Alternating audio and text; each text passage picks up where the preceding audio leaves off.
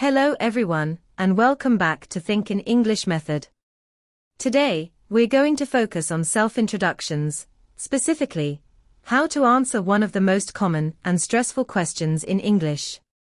Tell me about yourself. In this video, I'm going to guide you step by step through the entire process. By the end of this lesson, you will have a complete, ready-to-use self-introduction, one that you can memorize, adapt, and use with confidence in real-life situations. I also encourage you to write your self-introduction in the comments section below so you can practice and get feedback. So, let's start with the basics. The very first thing you need when introducing yourself is a greeting. And greetings can be formal or informal, depending on where you are and who you're talking to. Let's begin with formal greetings. Let's start with the most obvious greeting, hello. Hello works in both formal and informal situations, so it's always a safe choice, especially if you're not sure how formal the situation is. You can also use good morning, good afternoon, and good evening. Just make sure you pay close attention to the time of day. There are many informal greetings you can use, such as hey. What's up? Hi, hiya.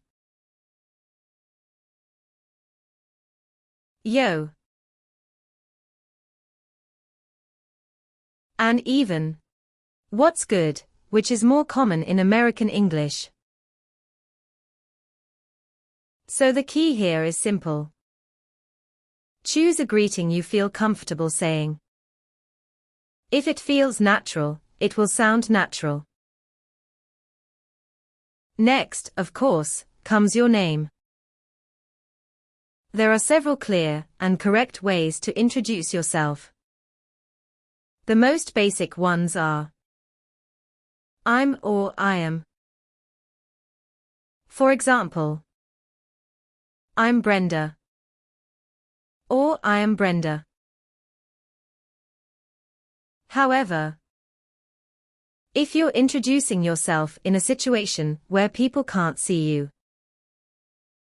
for example, on the telephone, it's more natural to say, my name is Brenda. Or my name's Brenda.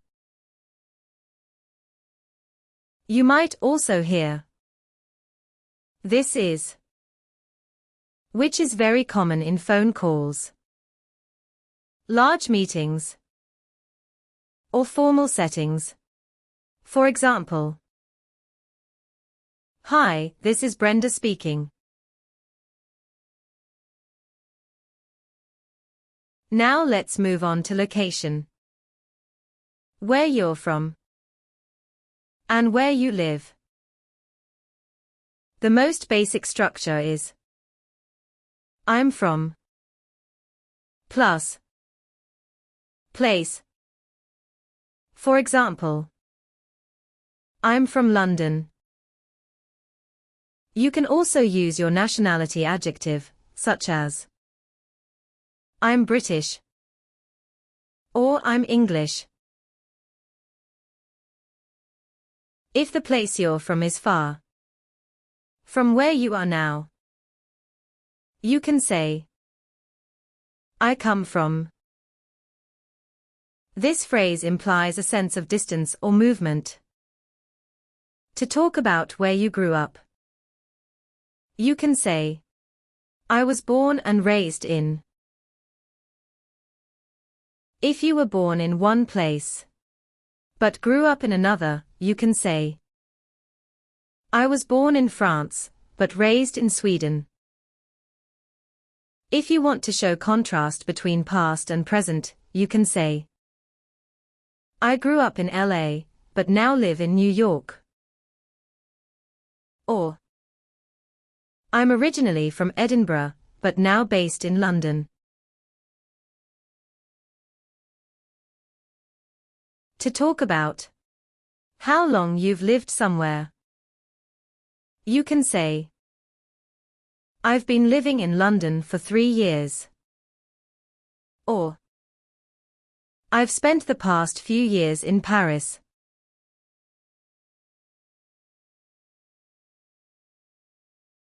Now let's talk about work and profession, which is especially important in professional introductions. You can say, I work at, or I work for a company. For example, I work at Google, or I work for Google. You do not say, I work in Google. In is used for fields, not companies. I work in sales. I work in the health sector. If you want to mention your position, you should use at or for. You can say, I'm a manager at Starbucks.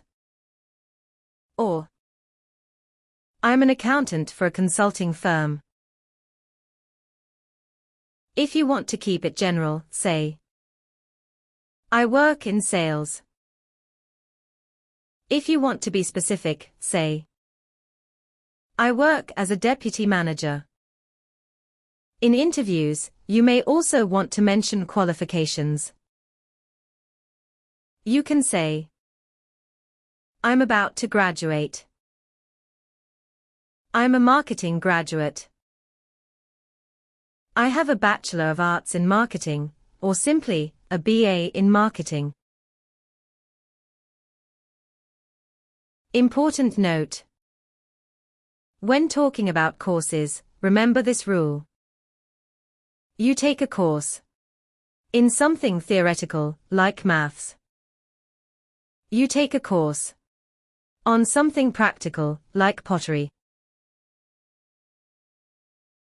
Now, let's talk about experience. You can say, I have 3 years of experience in marketing. Or, I've worked in accounting for 3 years.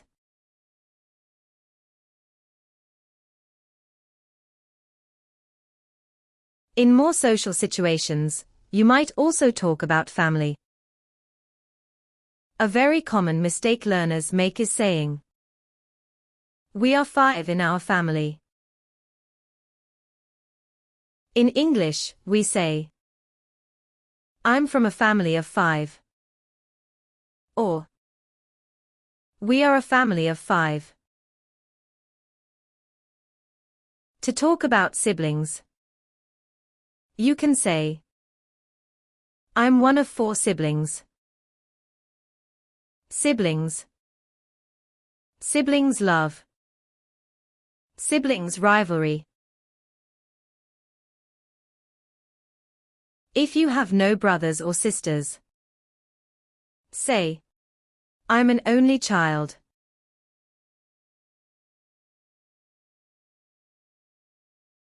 You may also want to mention hobbies. Some useful phrases include, I really enjoy. I'm a big fan of.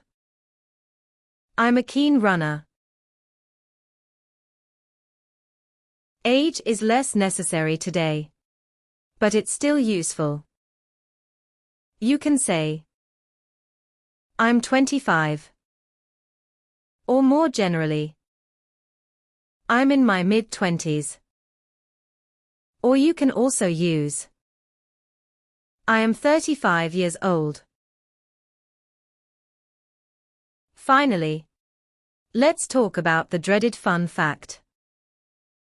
Many teachers and speakers love to ask for one fact. And yes, it can feel worried. That's why I strongly recommend having one fun fact prepared in advance.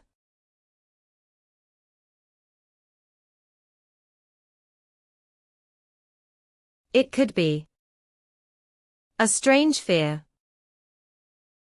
an unusual hobby, a pet, or an interesting experience.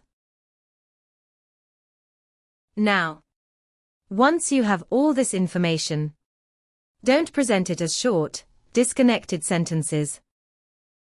Instead, combine it into two smooth, flowing sentences. For example, good morning. My name's Lucy, and I'm a 25-year-old marketing graduate from London University.